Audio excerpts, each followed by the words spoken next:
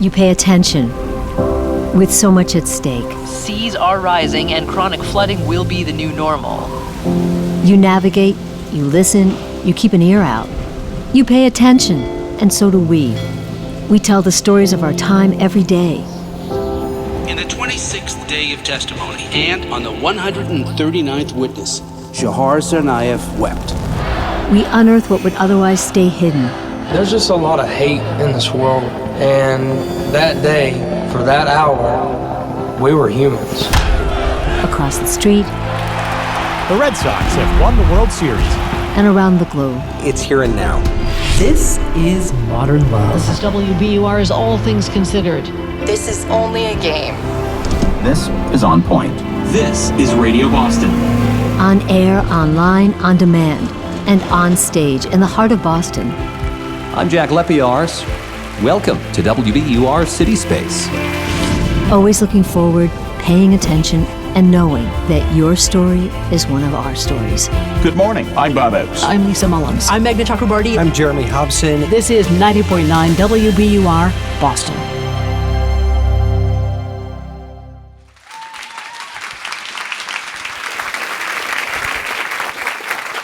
Hello and welcome. My name's Amy McDonald. I run this joint and it's killing me. How many people, this is your first time here? Look at you all, come back, WBUR City Space, see what's coming up. I call it the 92nd Street Y of Boston. We just don't do author interviews and panel discussions and debates. We do live podcasts, moth story slams, cooking, opera, hip-hop, poetry, dance. We do everything. So that we have such an eclectic lineup coming up. And come back. It's a beautiful space. There are microphones outside, so if you turn around, you're going to see people standing up on the benches and sitting and gawking and being part of this event as well. It's such a civic-minded event.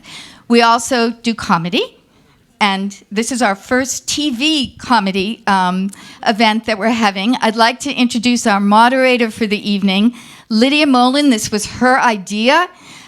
She is an assistant professor of philosophy at Colby College. This is her brainchild. And welcome, Lydia.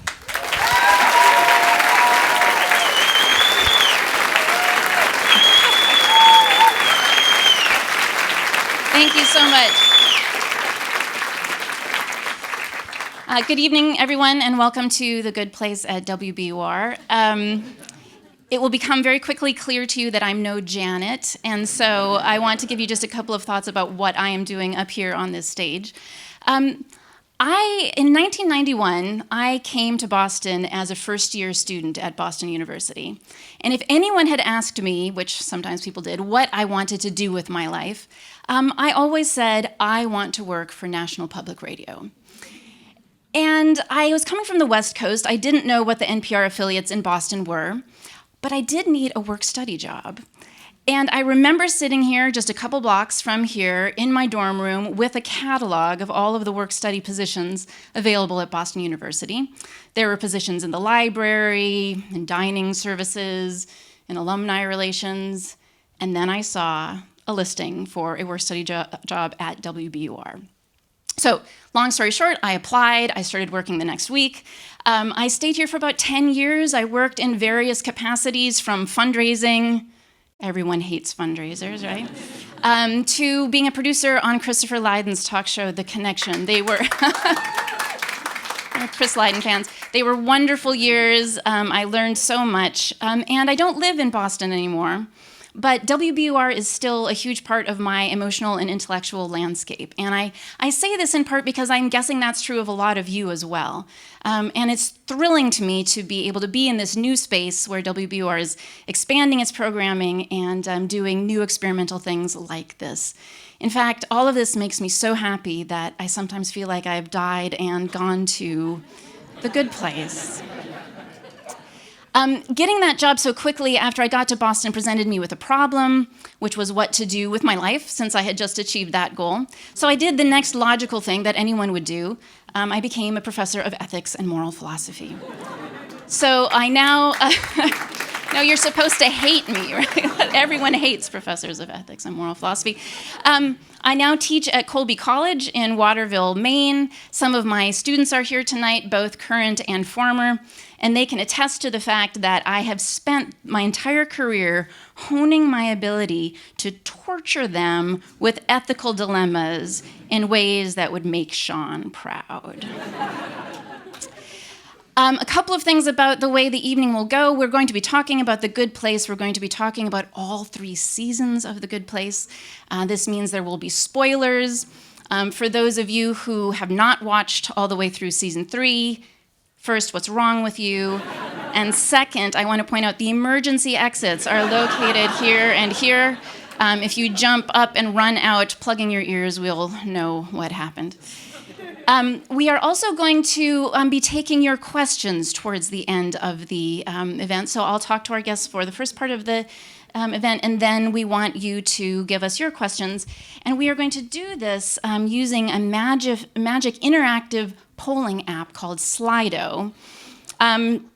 There's nothing to download. You just go to your phone and you go to your web browser on your phone and you enter the code #GP917, which I believe is special code for A Good Place, September 17th.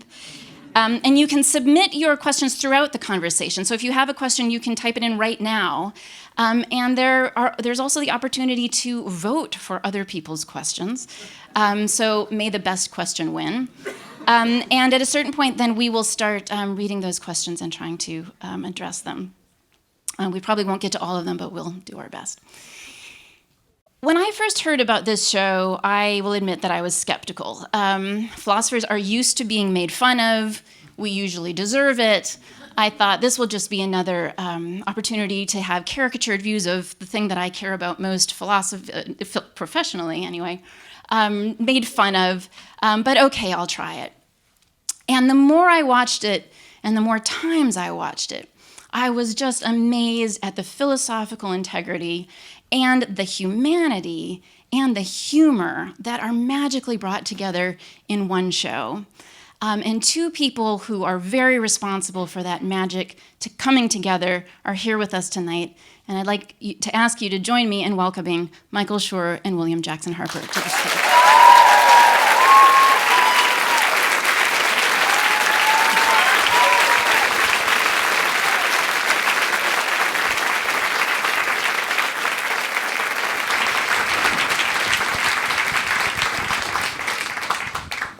So thank you both so much for being here. What a total pleasure this is. And I want to start out a little bit by just asking about the way the show came into being and what the show means to you, especially Mike, as the director or the creator of it. So you created The Good Place. This means that on some level you're its architect, we might say. And you have also made television shows that have been extremely successful. I'm sure many people here have watched Parks and Recreation, The Office, Brooklyn Nine-Nine. And I have to say, when I first wrote to you with the idea for this show, I said something like, "Dear Mr. Schur, we're wondering if you'd like to come to Boston and just sit with a smart, well-informed, intellectual audience of good listeners and talk about moral philosophy." And I hit send, and I thought, that was the dumbest thing I've ever done. I can't believe, there's no way he's going to write back to me. And if he does, he's just going to say no, maybe politely and maybe not. But he's not going to want to sit around and talk about moral philosophy. About 2 hours later, I got an email back from you, and I'll never forget the first sentence of the email. You said, "That sounds like so much fun." So my first question to you is, what's wrong with you? Why is that fun? First of all, a lot of members of my family are here tonight, and the fact that you just gave away that I answered one of your emails in 2 hours spells doom for me. There are a lot of very fun things about making this show. Most of the things about making the show are very fun. To me, the thing that is the most fun is doing what you suggested, which is I, for 4 years, went into a room full of smart people who were engaged with the world, who were curious, who have curious minds, and we threw out giant ideas and batted them around and chewed on them, and that's amazing. Comedy writing in general is a job that you often have to shake yourself to remind yourself that you get paid money to do. But in this case, you add to that sitting with a group of people and tearing apart 2,500-year-old ideas of what it means to be a good person. I will go anywhere at any time to talk to a large group of people about moral philosophy. Duly noted. Why would you? How in the world would you turn down that offer? Also, you are the sister of a guy I went to college with named Luke Moland. And to be totally fair, I think when I opened the email, I thought it was Luke emailing me. But then when I read it, I was like, oh yeah, sure, I'm in. Sounds great. Good. I mean, part of what comes through in the show is that trying to be a good person is actually often really hard. And this is part of why people resist it, and Eleanor's always complaining about it. But do you think that there's something about that odyssey that we're on together that can actually bring us some joy? You mean attempting to become a better person? Yeah. Can that bring you joy? Thinking about how I hope so, right? I mean, good God. If it can't, we're screwed. I don't rule that out. So we were talking a little bit about this in the green room. But when I was first starting the show, I met with a woman named Pamela Irana, who's a professor at UCLA, and I explained she's very interested in all of the subjects. I cold called her because I went looking for people who could help me understand this stuff, and I met with her and I explained the premise of the show, and I was like, so here's the idea, what do you think? And she was like, well, you can't do that. And I was like, why? And she was like, well, because you want to write a show about people who are trying to become better, and most philosophers would say that you can't try to be good. It's impossible, that it just doesn't work. And that was bad. That was a bad thing for me to hear. And so I said, well, did anyone think you could try to be good? And she was like, well, kind of Aristotle. And I was like, great, that's great. I got him, I got one guy. I'm banking this whole thing on Aristotle. But what we have found through making the show, and also the way it's affected our own lives, is that, at least I found, I'll speak for myself, I find the process of trying to become a better person thrilling in every direction. I find it exhilarating and maddening and confusing and fun and weird. So to answer your question, yes, 100%. I mean, if you in your everyday life, no matter who you are, you encounter over the course of an average day 1,000 opportunities to make a good or bad decision.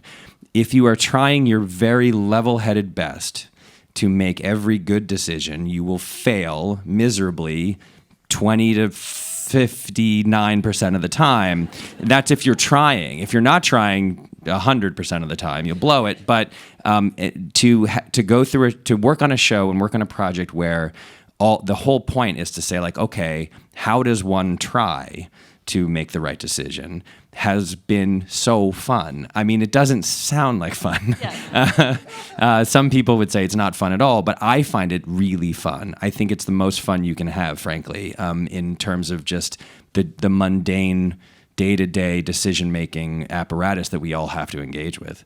Yeah, and it's got to just be part of what it is to be human. And insofar as figuring out life's great mysteries is what we do with our minds, then this is one of the best ways to do that. You have to say that you're a philosopher. Yeah, right, and I'm hoping my students are listening. So since watching the show, I have talked to a lot of people about you, and I have to say that there are many philosophers, including several people in this room, having watched the show, feel like you pretty much have us nailed. That this the fork in the garbage disposal that goes on in our minds as we try to figure out what the right thing to do is, or what the real definition of something like definition is, or any number of things. So I want to thank you for that on behalf of my people. But I want to thank you mostly for one thing in particular, and that is for portraying us as so muscular.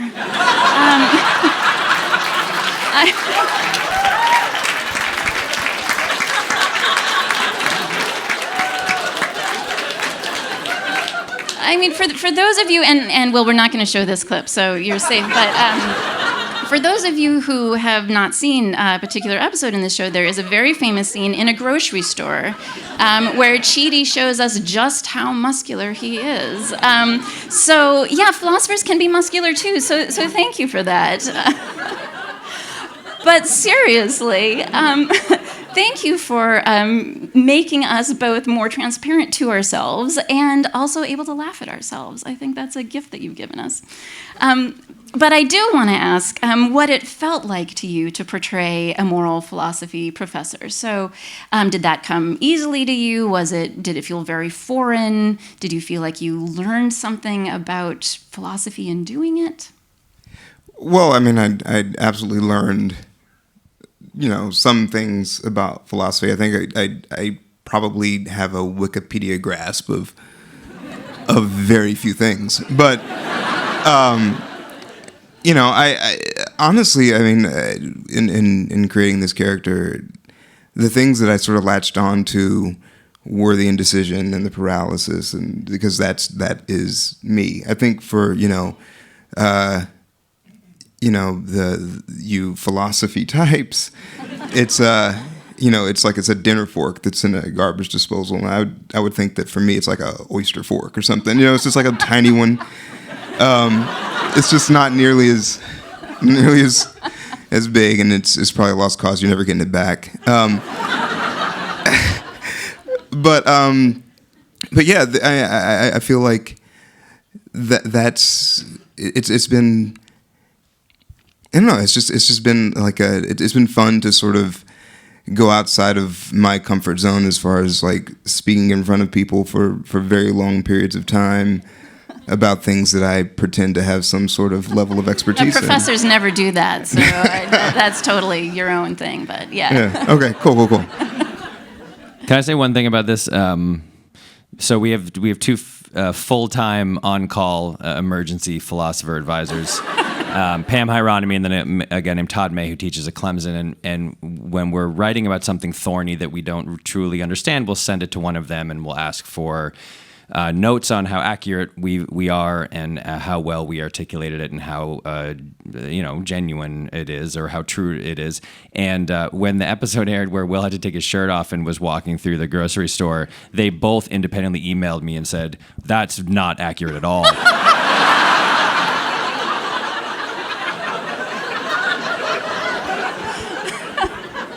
We have a backstory, by the way. We actually have a backstory. Do you know the backstory? Did we put it in the script? I'd love to know it. The backstory. Well, we had to come up with a rational explanation for why Chidi Anagonye would be so fit. And so I can't remember who pitched this, but someone pitched the idea of like someone told him when he was like 12 that exercise relieves stress, and he basically started doing push-ups and never stopped.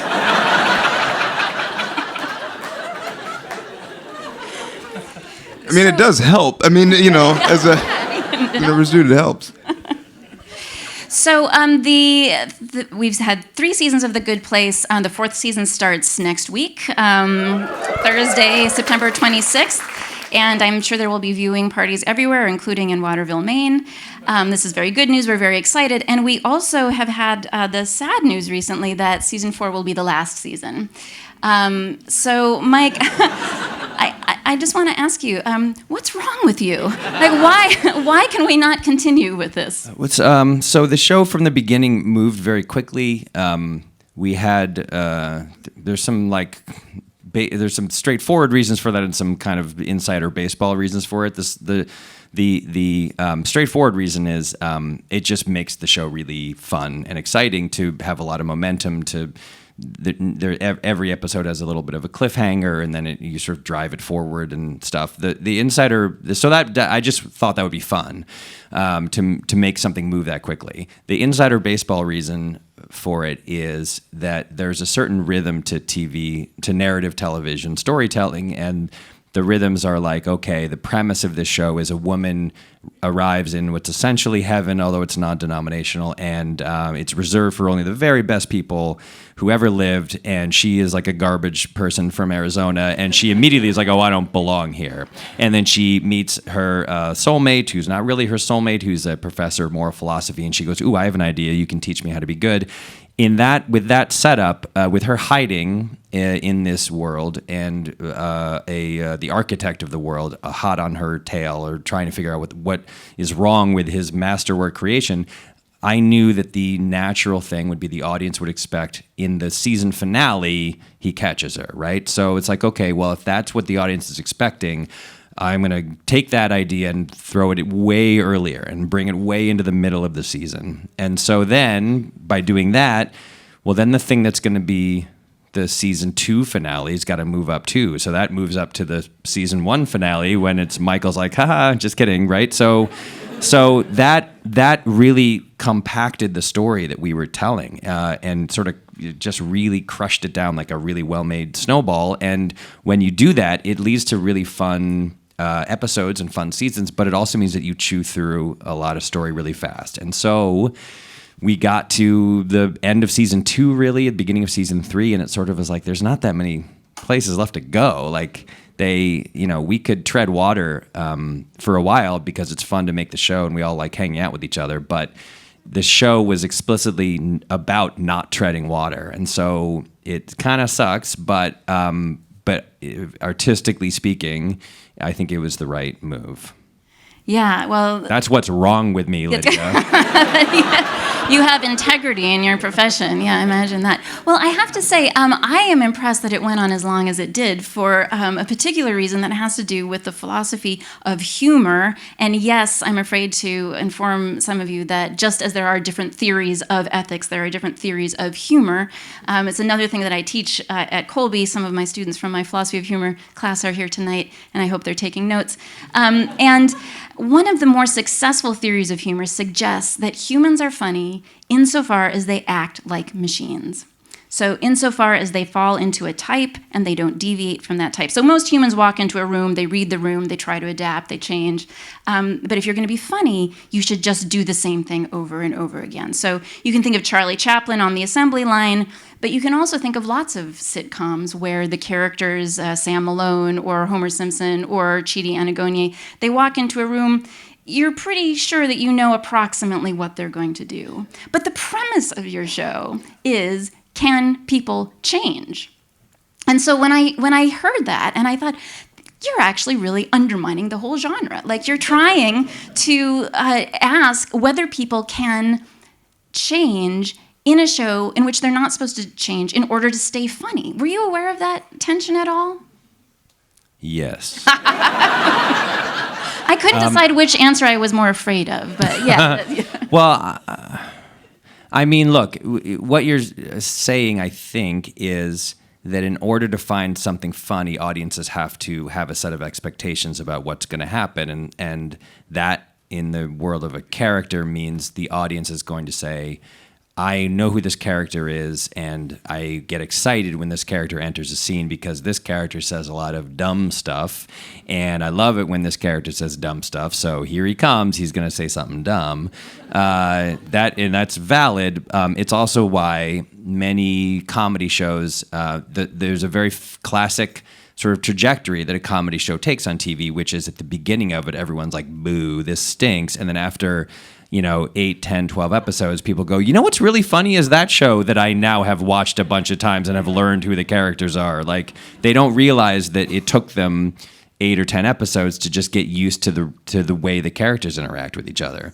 But I would also say that that when you are really when you are filled with a set of expectations about how a character is going to behave, and then that character does something you don't expect, that you probably will enjoy that more because things get boring. Now, there are some TV shows, which shall remain nameless, where every character on the show has been doing the exact same thing week in, week out for 12 years, and people make a lot of money writing that way and acting that way, and so I don't think the machine can't be successful in that world, but I also think that audiences, generally speaking, appreciate it when people aren't doing the same thing every single week. Like, I find that very boring. I also think there's a difference, frankly, between doing something different and slowly sort of modulating your behavior over a long period of time. And that's what our show tries to say, is that it's not a switch you flip on and off. It's not action A versus action B. It's Eleanor had a in the show, Kristen Bell's character Eleanor had a sort of way that she behaved on Earth. She was very selfish, and she didn't really care for other people, and she really only looked out for herself. And then, and so all of her actions were sort of self-protective. She was not other-directed. She was very, very concerned only with sort of, as she puts it, I don't know you anything, you don't know me anything. That was sort of her mantra. That's how she wanted to live. But then you find out in the show that she had parents who were disasters of humanity, who didn't take care of her, didn't protect her. She emancipated herself when she was like 14 because they were so bad at taking care of her. And she lived alone and like lied about her age so she could get a job, so she could pay for her own rent, so she didn't have to deal with her terrible parents. That's a person who has the capacity to change, right? That's a person who adopted a persona and put on a suit of armor because she was thrust into a set of circumstances that don't accurately reflect what's inside her. Then she meets this guy, and this guy says, like, I'm going to tell you some stuff about the way that some people have talked about how to be good on Earth, and it strikes a chord. It's stuff she had never considered. She was ignorant to it, and I mean, if people have to be machines or characters have to be machines in order to be funny, then I'm doomed as a writer.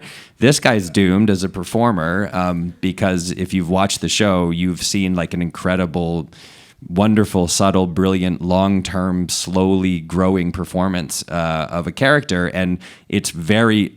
I would describe you as a very non-mechanized actor. So, you know, I don't know whose theory that is, the theory of machines, but screw that dude is what I say. Everyone who's Lydia's student, ignore everything she says. For the rest of class, she's dead wrong. Oh, now we've really accomplished everything I was hoping to accomplish, and that's great. But, Will, I did want to ask you about what it felt like to portray someone who changes in all of the ways that Mike just described, subtle but also deep and thoughtful ways, while continuing to be funny. Did that feel like a special challenge in your mind? No, actually, I feel like it helps. The sort of mechanized thing actually gets a little boring to play. I mean, I think as an actor, you know, you want to kind of go on a journey and have your character change. And it's like, for me at least, like when I'm looking at a scene, like what changes in the scene, what changes in the overall arc of the season, what changes in the overall arc of the character, like, and those are the things that sort of like dictate what your given circumstances are going to be. And like how you're going to react to them. And I feel like there's an element of surprise that sort of like a paradigm sort of is very fertile for. You know, it's like and I feel like that's the thing that makes, for me, like the element in comedy that works most effectively is that element of surprise. It's like that's when it's something that's recognizable and inevitable, but also completely unexpected. And that's hard to do. It's hard to do, but I think the thing about, you know, a character changing and about playing someone who does change so much over time is that keeps shifting, and it sort of, you know, raises up new questions and new ways of looking at the scene. And how would you describe Chidi's evolution from the beginning of season 1 to the end of season 3? Well, I mean, he was a very rigid guy. At the very beginning of things, and I mean, I think as a person, I, you know, read some of the lines that I had to say, and there was like this. It was like an idea of goodness, but nothing that I'd really sort of like that was personal. It was like this idea of being a good guy and this idea of doing the right thing, but it also felt a little self-obsessed, and it's about my paradigm, my rules that I think that the whole world should exist by. And so, and I feel like, you know, over these last couple of years, there's just been so many things that have happened to me, and it's sort of like shaken him out of that rigidity, and that's been. Yeah, it's been a lot of fun, and I feel like it's really satisfying to sort of see someone who seems to have the answers become very aware of how many answers they do not have, and yeah, so it's been great. Good. Yeah. Well, it looks great. I mean, it looks as a sort of evolution of a character who, as you say, has a kind of safety in rigidity to more vulnerability and adaptability. That's been a wonderful trajectory.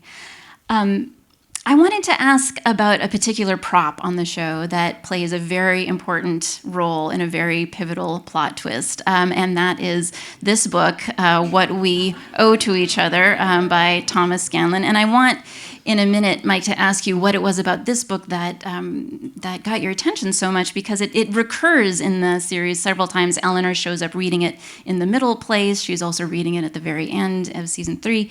But I wanted to say before we do that one of the things we talked about when we first talked on the phone, maybe you thought I was my brother on the phone too, I don't know, but that was me. And I asked you if you'd ever had a chance to meet Professor Scanlon, and you said no.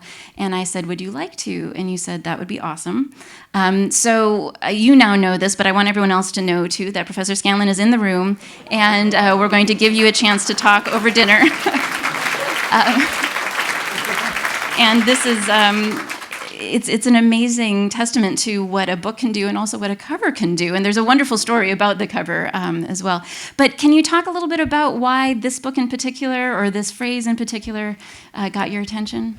Yeah, this goes back to Pam Hieronymy again at that same meeting where she basically told me that my idea was stupid. I was describing what I wanted the basic trajectory of the show to be, which is essentially people finding salvation not in a deity or in a set of actions, but in relationships to other people. And she said, well, now you're talking about contractualism.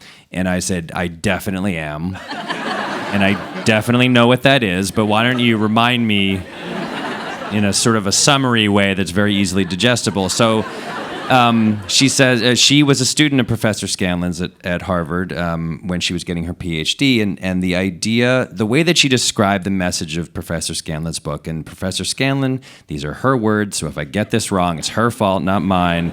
She said that she referred to it as a sort of can't we all just get along? That was the idea.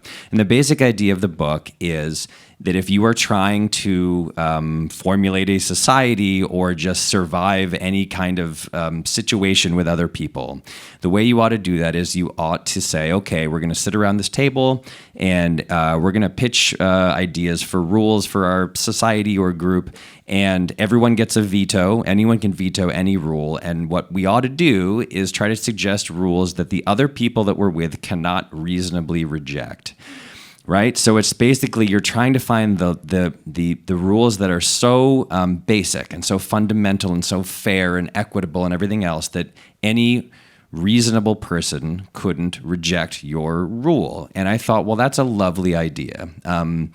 That is an idea that is dependent solely on humanistic interactions and ideas that you are exchanging with other people in a way that makes everyone sort of have to agree on the basis of whatever you're doing.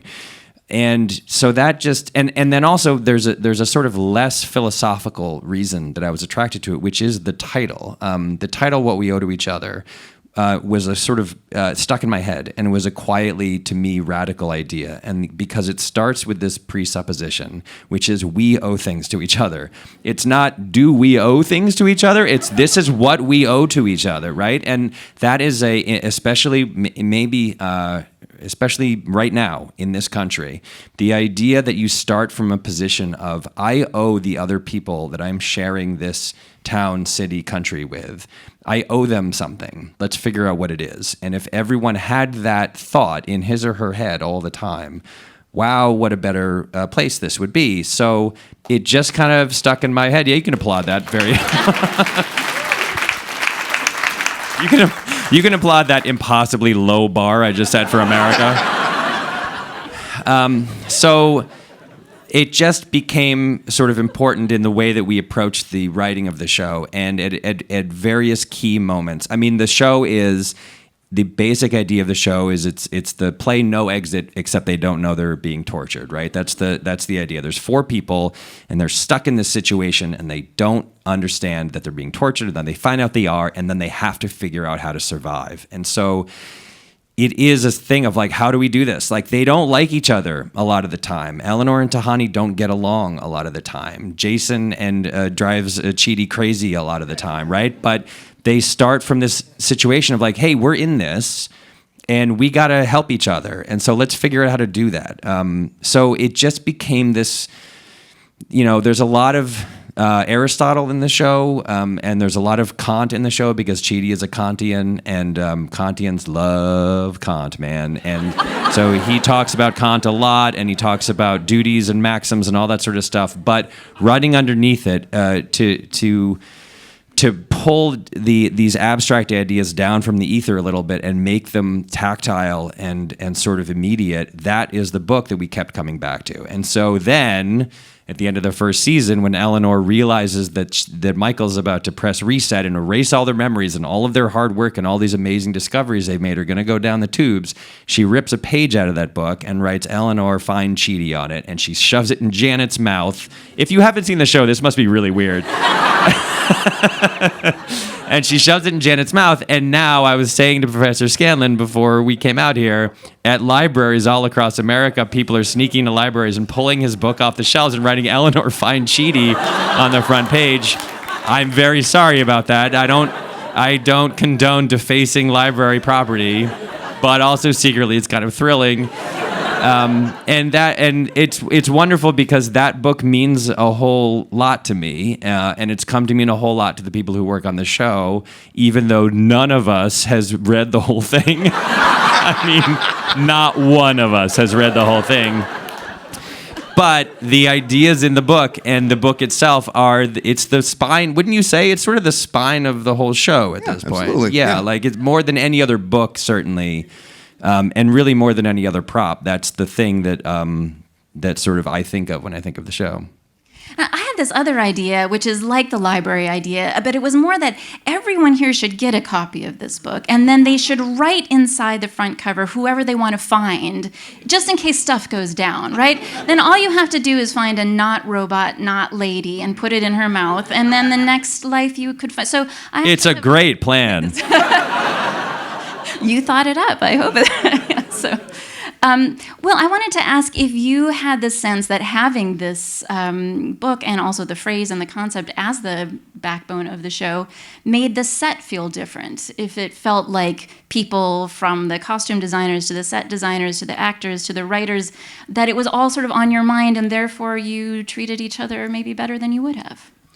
Well, Mike... I didn't do anything yet.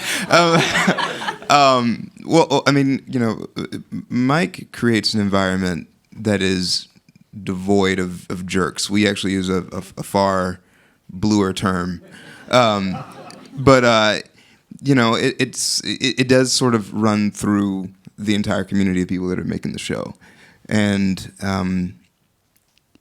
as much as like being on the show and sort of investigating these ideas has sort of put certain thought processes in the front of my mind, I think that being around those people all day, every day, for several hours every day, and sometimes not, sometimes we get out pretty quick because we're in a tight ship, but I think it's made me very aware of what the world can be and how people can behave with each other, and it's definitely something that I walk away from work. I'm like, I need to actually create this environment in my life somehow, because there's no reason for it not to exist. I mean, there's a lot of us, and we all want to empower each other to do the best work that we can, to be the best people that we can, to be open, to feel safe, and that's I feel like it feels achievable when you work on a set like that. Yeah, and I hate to say this, but Aristotle would love that. I mean, if we sort of come back to the theory, the idea that if you want to be a virtuous person, you should be around virtuous people and you should emulate what they do. That makes a lot of sense. And we should hope that it's contagious in the ways that you're talking about. And then we should all run our lives the way Mike runs his set, and the world will be a better place. And speaking of Aristotle, I want now to go to a clip in which Chidi does some explaining for us. And I hope you're all writing down your questions. By the way, I forgot to say, preference will be given to questions that actually take on moral topics and questions about how moral philosophy functions on this show or in life. But before we get to that, could we now play the first clip, the Jeremy Miramy clip, please?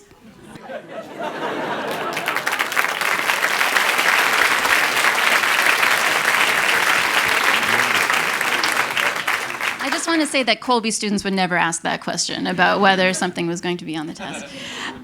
So one of the things that I love about the way the show exhibits, and I've sort of already said this, the virtue ethics part, is that you see over and over on the show characters trying to develop new habits. So that's something that Aristotle talks a lot about. If you want to be a good person, you have to start by doing small good things. You don't just wake up and become a better person.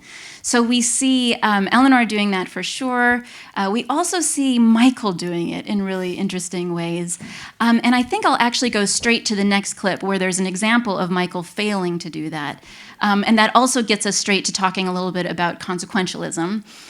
So I'm sure most of you have seen this. This is the clip that comes right after the actual playing out of the trolley problem. So the trolley problem being the ethical conundrum. If you are on a trolley track and you are about to run over 5 people, but you can pull a lever and switch tracks and kill only one person, what should you do? So there have been a couple of iterations of this experiment already in the show that you have had to endure. So Michael is trying to get better. You're trying to teach him how to get better. He says this is all feeling a little abstract. Let's actually run the experiment. But importantly, when he does that, he's not doing it sincerely. Chidi, right before this happens, says, he's upset because he's not getting through to Michael, and he says, when it comes to human ethics, I just know more than you. And immortal demons don't like hearing that. So he, unbeknownst to Chidi and the audience, is taking revenge secretly on Chidi for saying that he knows more than he does, and that's why he's sort of torturing him again. Yes, and that is beautifully illustrated in the next clip, the trolley problem, please.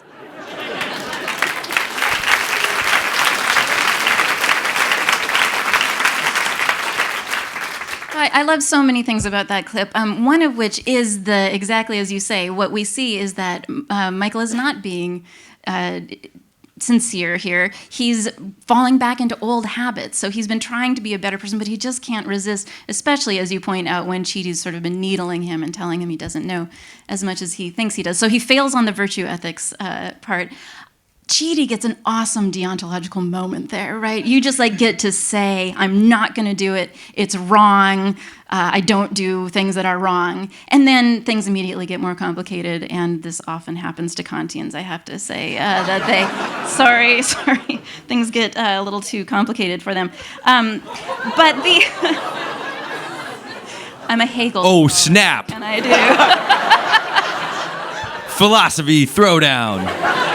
Well, at least I'm muscular, right? I know how to be muscular, thanks to Will.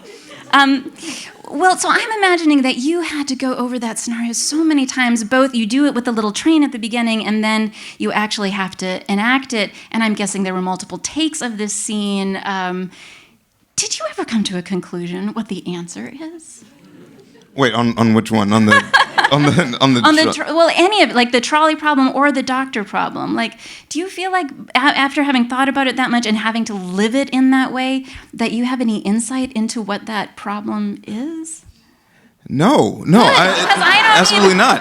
I mean, if you did, you'd be the first person. Yeah, I mean, I listened to a podcast about this, and it's really interesting to hear how the nuances of the trolley problem affect people's decision making, and take, for instance, it's like some people would say, like, okay, if I had to like push a person off of a bridge onto the train tracks to stop a train, I couldn't do that, but I could totally, operate this machinery and veer it into several people, and it's it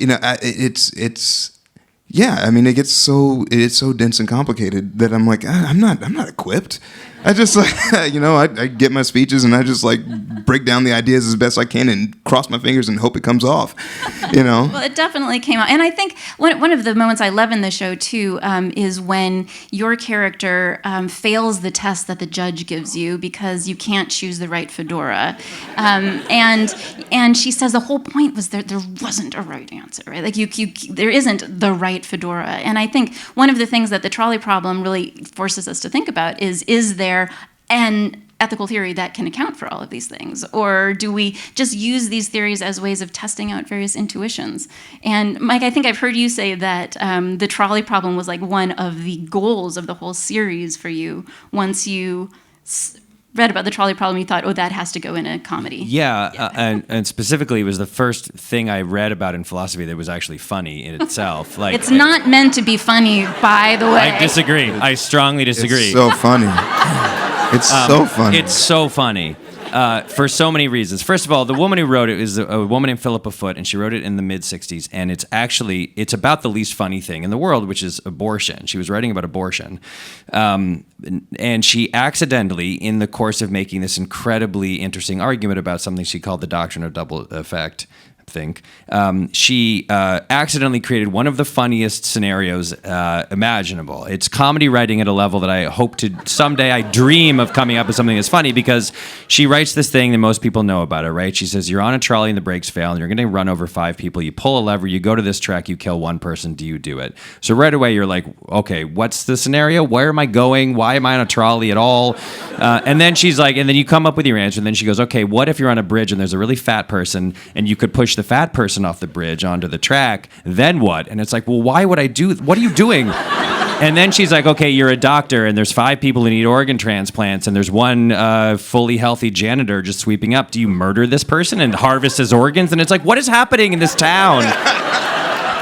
And then if you read refutations of it, they get even funnier. There's a guy who, they really do. There's a guy, the reference to the volcano was there's a guy who wrote a paper where he said, okay, you're a ship captain, and you're on a boat, and there's an island nearby, and in the middle of the island there's a volcano, and the volcano erupts, and at the north end of the island are 50 people you could rescue. Your boat is big enough. You have a yacht, apparently. You're just cruising around near the island with a yacht, and on the south end of the island there's only 1 person. What do? And this man makes the argument you have to flip a coin, because he basically says the numbers don't matter. You have to individually value human life, not as a mass of human life, but as just each individual life against the life of the person at the south end of the island. But also, what is happening? You're on a boat and there's a volcano, and why are 50 people up north and only 1 person is down south? Why did they leave that guy out? Maybe that guy sucks, and they were like, I hope the volcano kills this guy because he sucks. We can't let him into our 50-person community. Every aspect of the trolley problem that I read about got funnier and funnier, and at the beginning of the show, I literally thought, if I can get to the point where we can do an episode about the trolley problem, then the show is fine, because it will mean that we got through a lot of unfunny, thorny ideas, and we worked them out, and we found a way to make the show work narratively, and then if we can just get to exploding blood cannons going in Will Harper's face over and over again, then I know, because it's inherently funny, and it is a relief as a person. Yeah, it is, man. You know it is. But it was a relief in part because reading philosophy is not always fun, I would say, at least if you're me or if you're Professor Moland's students. But occasionally philosophers throw you a bone, and they go blah, blah, blah, blah, blah, blah, blah, blah, blah, and then they go, let me put it another way, and then they create a thought experiment, and the thought experiments rule. They're so great. It's true. A good thought experiment can make a class. Yeah, it really can. And so, there was this sort of meta thing emerged over the making of the show, which is, I literally thought to myself, in some weird way, the goal of this show is to do a good enough job illustrating these difficult ideas that professors of philosophy want to use them in their classes to illustrate this impossible to understand stuff, which brings us back to you emailing me and me thinking like, hey, I think it worked. It'd be fun, yeah. Absolutely.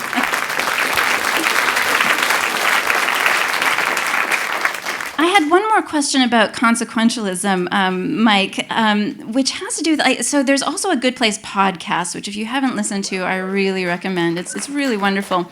And I've heard you talk on that show more than once about your own ideas about what organizations you want to support because they do a lot of good in the world. And I love that because Peter Singer, who's one of the most famous utilitarian consequentialist in the world, who also figures in the show, one of the things that he often says that I find fascinating is that people who do good should talk about it more.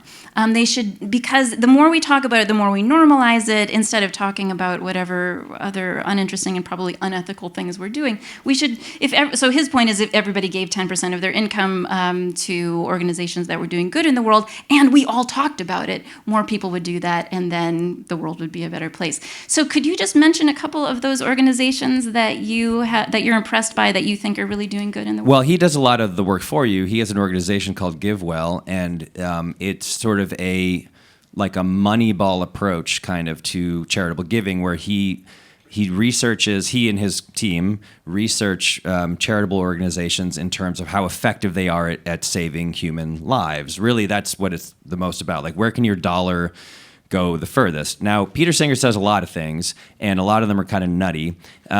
He has a book called The Most Good You Can Do, which, full disclosure, he asked me very thrillingly to write the introduction. They're releasing a 10-year anniversary edition of the book, and he asked me to write an introduction to it because we used his book on the show, and I did. And the thing that I said about his book, which is coming out soon, I think they're releasing it soon, is that one of the things that I really like about his writing, even when it ventures into like kind of crazy areas that are crazy, is that it shakes you out of your complacency. And you can be a lot of things when you read Peter Singer's writing. You can be confused and stunned. In that book, The Most Good You Can Do, there's a sequence where he describes this man, true story, of a guy who calculated, he asked a doctor, what are the chances I'll die if I only have one functioning kidney? And the answer, it turns out, is 1 in 4,000. Only 1 in 4,000 people who have only one kidney will die. And this gentleman calculated that by keeping 2 kidneys, he was valuing his own life at 4,000 times greater than that of a theoretical stranger somewhere in the world. So he should give a kidney away. So he walked into a hospital and he said, I would like to give away my kidney. And they said, okay, to whom? And he said, whoever needs it. And they were like, we can't just take your kidney and keep it here in like a refrigerator. You have to have it someone to give it to. And he said, why? Like, there must be he like fought them. He was like angry at the doctors for not taking his kidney. So you can read that book and you can think like, man, I have never thought about giving away a kidney for no reason. But you will also not be complacent about your life. You will never, once you read that book, think, you won't take things for granted. Your health, for one thing, you won't take for granted that you have very basic comforts that most of the people in the world don't have, like air conditioning and food and clean water and stuff. And that's what I really love about that book and why I was happy to write this thing for him. So his organization that he talks about and that came out of that book is called GiveWell.org, and they do this really intense calculation where they say, look, in West Africa, you can buy a malaria net for $3 that will keep mosquitoes that carry malaria away from children and stop them from getting malaria and thus stop them from dying. And, symphony orchestras are great. People love symphony orchestras, but if you can either give $3 to a symphony orchestra in Boston or New York, or give $3 to a organization that will buy a malaria net for a child in West Africa. that's a better use of your $3. It's a very, very utilitarian sort of consequentialist approach to charitable giving. And on that site, if you go to that site, they do it every year. They update their list of like, here are they're not sexy charities. You got to be cool with giving your money to like, it's not fun. It's not fun. It's not like, oh, I gave $100 to this museum that I really like. It's like I gave $100 to this organization that like deworms rivers in Africa. But you can be gosh darn sure that the money that you're giving is literally saving people's lives. And there's I think a lot of comfort comes from that. So I give to them. There's a group called the International Rescue Committee that's a wonderful organization that I give money to. My dad, who's here and sitting in the front row staring at me right now, does the Boston AIDS Walk every year, and he sends like 500 annoying emails to everyone he knows asking for donations. That you answer in 2 hours. That's right. So I give like I feel like it's incumbent upon people who can spare a buck or two to be constantly thinking about how you can give it away. And so that's sort of where I find myself now. Thank you. So one last clip, and then we want to take your questions. This is a clip from the very end of season 3, and just to set it up, Eleanor has just done something that is going to separate her in a very painful way from Chidi, possibly forever. We don't know. We're about to find out. And she's talking to Janet about this experience, and I just want to say, one of the themes of the show is that humans are just pathetic, right? Where we've got Michael, the eternal being, and Janet, the all-knowing being. The humans are always falling short of them, and they're also always being told by Sean how disgusting and awful they are, and they're just sort of bags of goo and whatever else he can come up with. But both Michael and Janet, in the course of the show, clearly want to become more human. There's that wonderful episode where the humans make Michael an honorary human, and he says, oh, good, does that mean I get to do things like lose my keys and pat myself to find out where they are, or get one of those stress balls at a corporate event and I can't figure out whether to throw it away? And it's clear that he Janet says things like this too, that they're starting really to take joy in the imperfection of being human. So I want to show this clip, and I want to talk just a little bit afterwards about whether this, in the arc of the show, is some sort of answer to nihilism, that people, there may be no bigger meaning to life, there may be no point total, but people are doing the best they can, finding joy in little details. So let's see the pandemonium clip, please.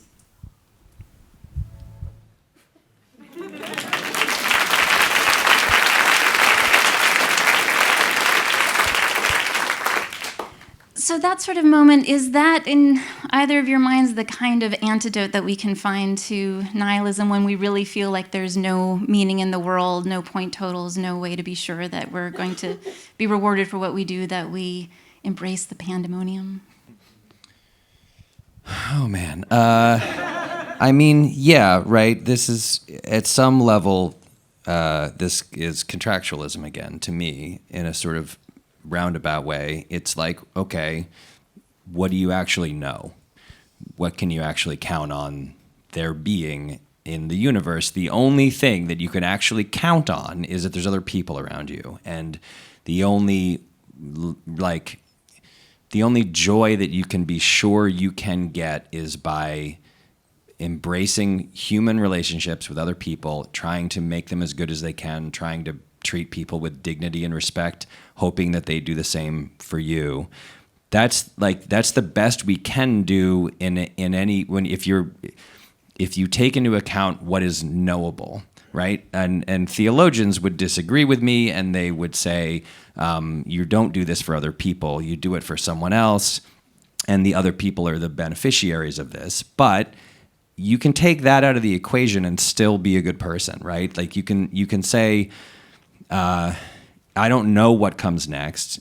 Ironically, it's funny, that scene, Megan Amram and Jen Statsky wrote that scene, two excellent writers. And in the outline of the episode, it was basically, I sort of backed off and didn't give them too much instruction and said, like, this is a moment where Eleanor is sort of, like, you have to pretend that she's hasn't been through all of this stuff and isn't in the afterlife for like the 7th different time and is just sad that the man that she loves is unable to love her back. That's really all that scene is. And I didn't tell him what to write, and I didn't know that Milton invented the word pandemonium. That was all them.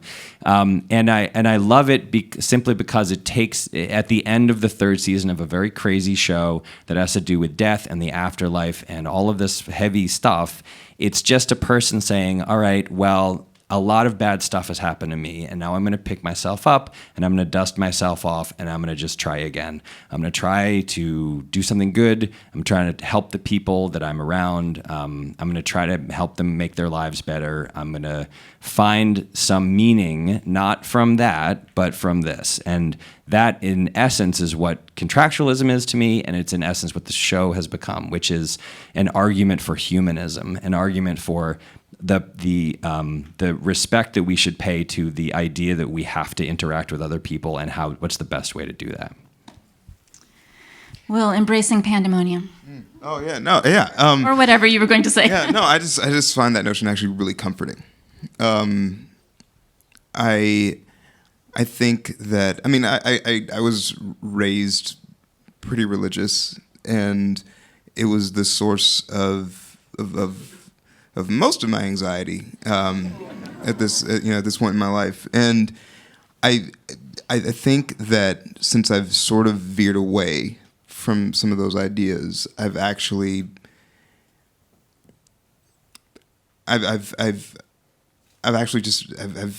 just been happier. I find that it's just like when it is about the other people in the room with me or somewhere else or wherever, and that's the point.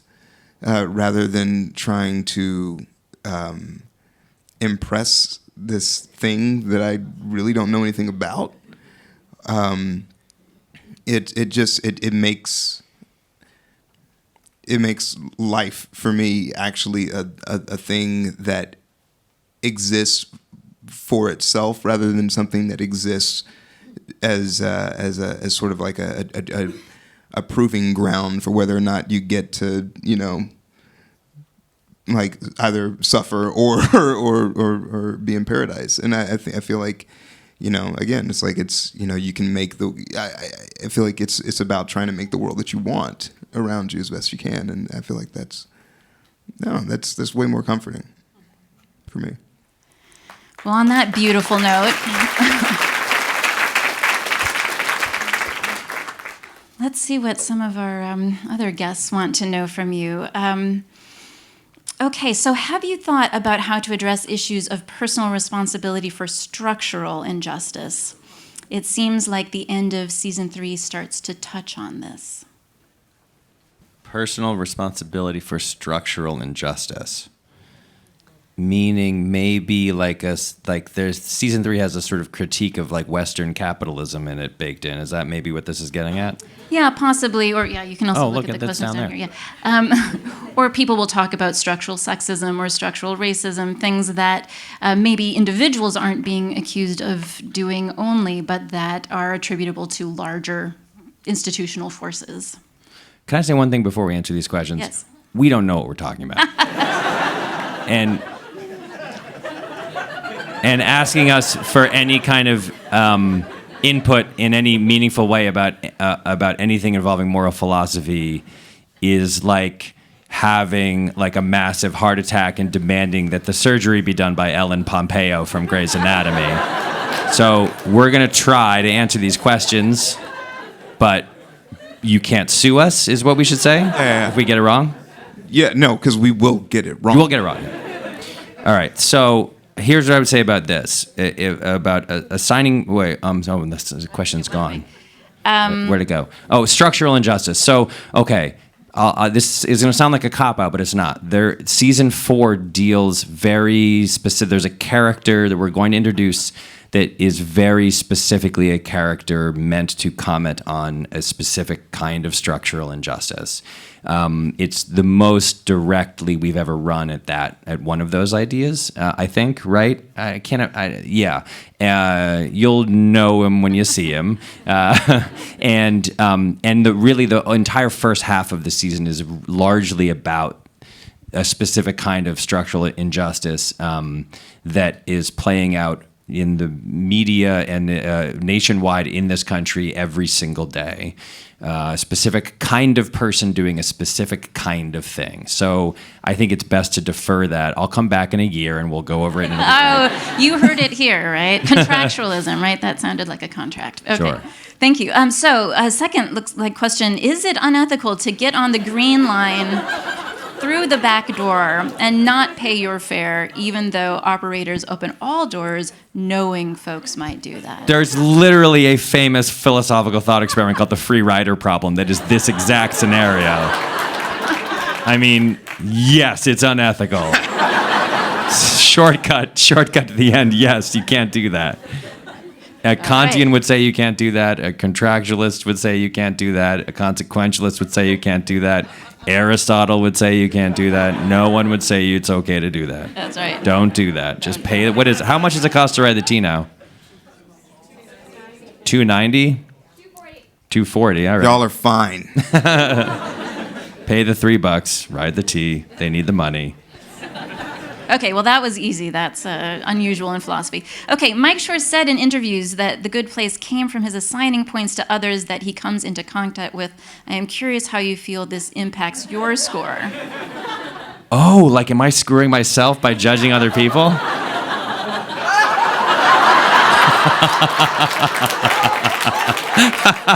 Little judgy there? I mean, definitely, yes, of course I am.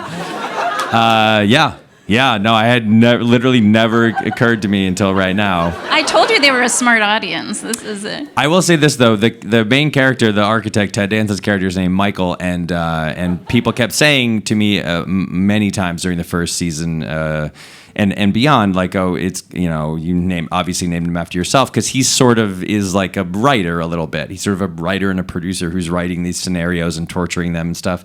And I was like, no, that's not the reason. The reason is because I for my 10-year anniversary with my wife, we went to Paris where we went on our honeymoon and we were touring Notre Dame. Hope Notre Dame is okay. And at the top of Notre Dame, there's a relief work of Saint Michael. And Saint Michael's weighing the souls of the dead to see if they belong in heaven or hell. And I was writing the pilot at the time. And so I thought like, oh, Michael, that's a perfect name. And so I kept saying to people, no, it's not based on me. It's not based on me. It's based on Saint Michael. And then over time, I was like, well, wait a second. Is it based on me? Like, am I fooling myself? I don't know. I legitimately don't know the answer. But the inspiration of it was him. And now I've learned that I'm also damned myself by even creating the show in the first place. Okay. It's been a fun night. Yeah, they're getting better. Okay, moving right along. So what are your thoughts on white lies or lying in general? Are there good reasons to lie, or should you always tell the truth? No, you should not.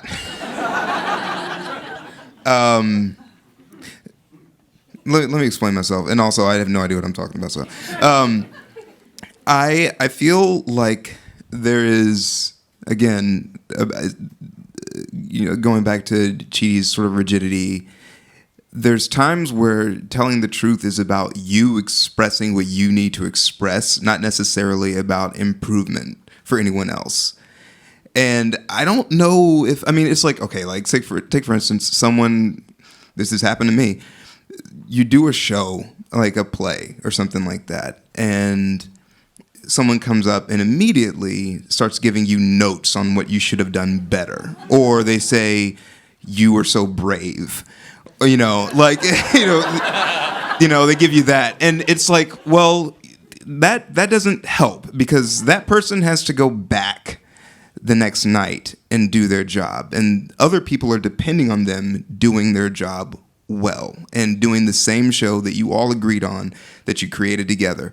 And so, like, your truth may have just blown up a whole bunch of other people's plans. And so I'm like, in that moment, it's okay to just say, like, good work. You don't have to, this is a very specific example, and I'm self-obsessed actor. So, but I think that those, there's moments where it's like, you don't need to, sometimes that truth-telling is about you just needing to express your stuff, and it's not actually about improving anything for anybody. Goes back to motivation again, as we learned in The Good Place, right? If people are actually there to try to help you, that's one thing. But if they're not even helpful, then that's a problem too. Yeah. Yeah, good. Yeah. Okay, this show focuses on learning from people different from us. When it comes to hearing other political perspectives, how tolerant can we be of intolerance? Oh, brother.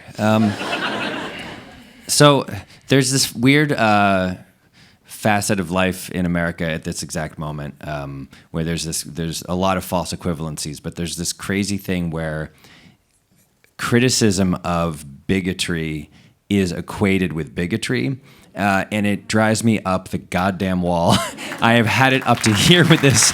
It's so crazy. It's like you don't have to be tolerant of Nazis. Like, I thought we solved this, man. I thought we all agreed a long time ago that they're not allowed into the discussion. Like, there's a lot of, in social contract theory, there's a lot of discussion about basically who gets to sit at the table, right? Like, when you're coming up with the rules for who gets to pitch ideas for your society, who do we let everybody in? No, you can't. It has to be a reasonable person or some other definition. And there are people on the fringes who are not reasonable. They don't act in good faith. They don't have good intentions, and they don't get to sit down at your dinner table and talk about your new society. And I think it is wild that we kind of both sides this situation where it's like people come out and they say, you know what would be great is if all Belgians were murdered, and someone goes, that's not cool, and everyone goes like, hey, you can't say that to the guy who wants to murder all the Belgians. And it's like, why? No, you can't say it like that. It's not the same thing. Being critical of intolerance and intolerance are not the same thing. Like, and no one has articulated this well, I think, and including me right now. I'm not articulating it perfectly well. That Belgian metaphor was weird. No one understands what's going on, but because it's a hard thing to pin down. But someone needs to pin it down very quickly, because it's quickly becoming the situation that the discussion of these very, very dangerous ideas, it's sort of like, well, you can't say anything about anybody. That's just the rule. That can't be the rule. Amen. Will, anything to add on that? Well, I feel like, I've had a lot of interactions over the course of my life with people that have very intolerant views. And I think that for me, it's like, obviously if someone says kill all the Belgians, that they are dismissed. But I think that there is like, I guess I think about like, what's my goal? What would I rather, what's the outcome that I would like? And I would like for them to stop thinking that way. And so it's like, there's a limit that you come up to, I think, a personal limit that people find. And, it's like, okay, well, I can sit with this person, and if the goal is to end that way of thinking or to introduce a new way of thinking, I'd like to try to do that if it's going to be effective. But there's some people that are just too far gone, and you just can't even begin. And so it's a tough one, because I feel like there's a lot of ideas that really just should not be tolerated, like, at all. And but there are some people that aren't so far gone that you can actually have a dialogue, and I think that's worth investigating to a certain degree. Thank you. Okay, was this show's shift in emphasis from individual actions to systematic factors planned from the beginning? I'm not sure it has shifted entirely. I reject the premise of this question. It has wide. I would say it has broadened. I don't think it's shifted. I think it's broadened. But from the beginning, we did have this idea. So when I designed the original sort of point system for the way that the afterlife worked, and it was sort of supposed to be mathematical and steely and rigid and omniscient, and there was no arguing it. It was just the end all be all. Forget it. I was like, I sort of needed that structure to sort of define how Eleanor would know immediately, for example, that she didn't belong there, because she would see the kind of people who were there, and then she would know she didn't belong. And but then very quickly it was like, oh, this system also sucks. Like it became very evident that it's flawed in a million different ways. So yes, from the beginning, we always thought, as this goes on, and the characters begin to sort of investigate the very system under which they were assigned to one of those two places, they would determine that it was a very flawed system, and they would seek to remedy that. So that was, I mean, we knew that was deep into, into season 2 and 3, and we'd sort of the very end of season 2 and then into season 3, and it continues into this year. This year's all about them experimenting and trying to come up with a better system. But yeah, that was always planned, if that is the question. Yeah, that was planned. Good, thank you. And I think we're running out of time, so maybe we'll just take 2 more. This is good. What, if anything, is the ethical responsibility of an artist? Do you feel a particular responsibility for the ethical impact of your work? Brutal, man. Well, you should answer this as an actor. You should answer this. God. I'm going to go get a snack. You should answer this. Yeah, no, cool. We'll be here.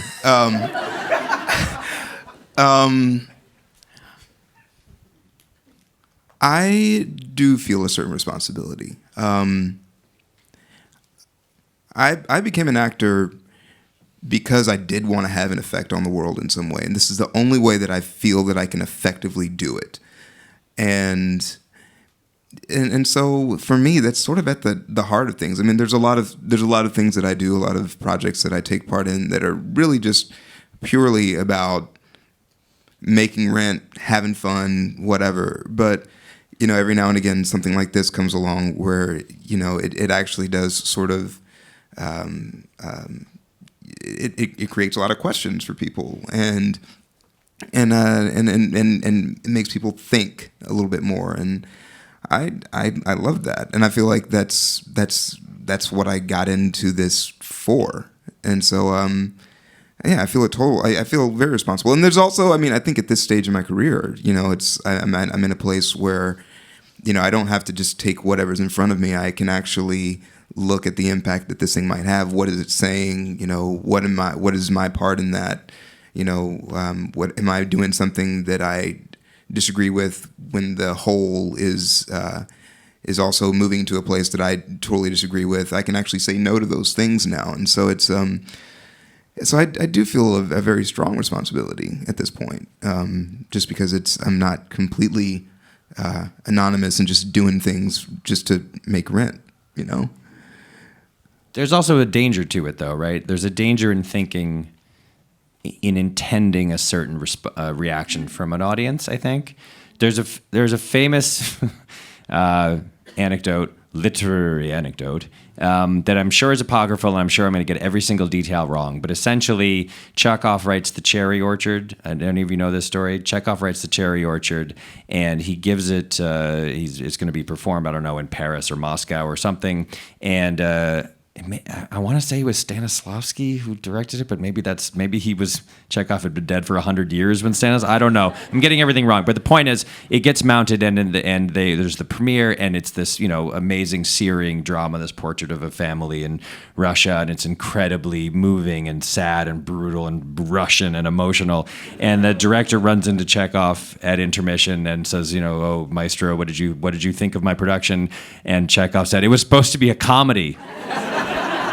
Now, I don't know if that is actually true or not, but it's a very good, I think about it a lot, because it's like if you have a certain thing that you want to make the audience feel, you are essentially guaranteeing that they will not feel that thing. Like, you have to just create what you're going to create and present it and walk away and hope.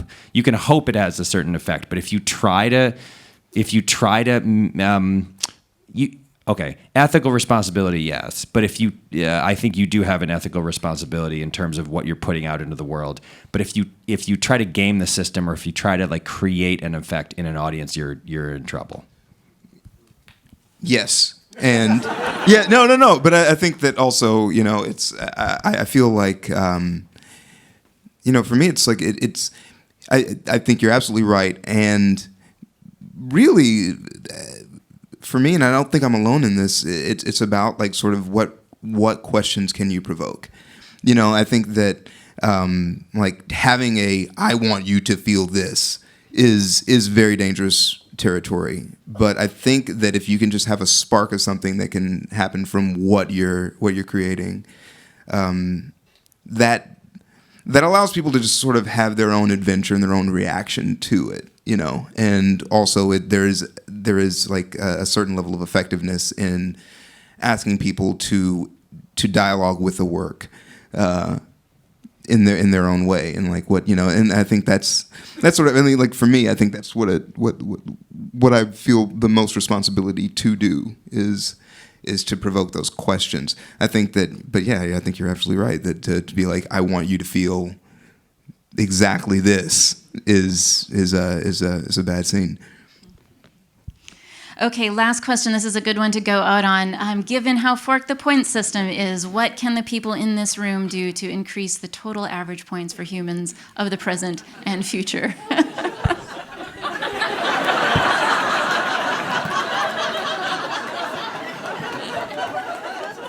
Okay. So here's what the show would say, I think. The show would say, as long as you are trying to be a good person, as long as you're trying to be better today than you were yesterday, you're increasing the total points of the world, right? If you are asking, here's the thing about ethics. Here's why I like ethics. Ethics are free. It's free. Anybody can have them. Anybody can use them. Anybody can read about them. They don't cost you anything except your brain power and time. And so if you ask yourself like 4 questions every day: what am I doing? Why am I doing it? Is there something better I could do? And if so, what is it? You're trying to be a better person, and you're gonna get it wrong. Like, that's what we've realized making this show. Like, you're gonna blow it so often. You're gonna have a very good reason to make a small or big or medium-sized decision. You're gonna make it, and it's gonna blow up in your face. It happens every single day to every single person on Earth.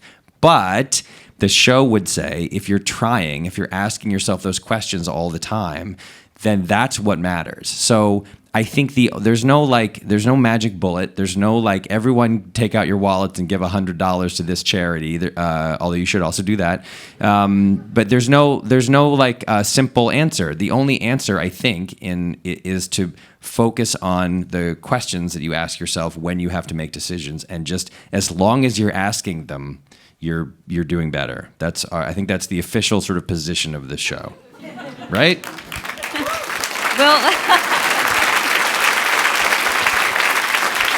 Will, do you want to add anything to that? No, I didn't want to touch that one at all. All right. On that note, then, thank you so much. Go forth, embrace pandemonium, be good, and please join me in thanking our guests this evening.